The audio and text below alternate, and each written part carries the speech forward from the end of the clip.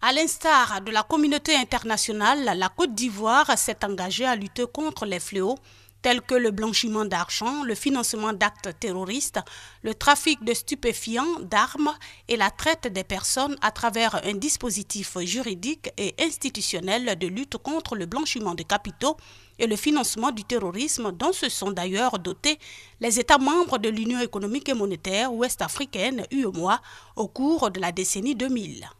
Le contexte sécuritaire de notre région en général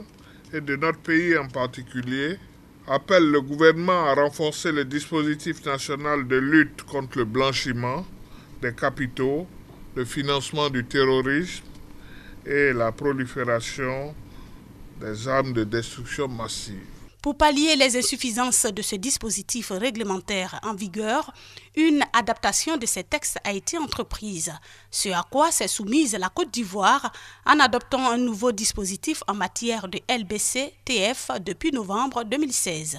Des huissiers de justice représentant un maillon essentiel de la lutte contre ces fléaux sont instruits sur le nouveau dispositif et c'est dans le cadre de sa vulgarisation et de sa promotion. Il nous est apparu normal, on aille vers ce corps-là qui va véritablement dans la vie privée des uns des autres, les comptes bancaires des uns et des autres, pour qu'eux aussi soient formés, sensibilisés, pour qu'au cours de leur mission habituelle, lorsqu'ils vont être en face de cas de blanchiment, ou même en cas de financement de terrorisme, porter l'information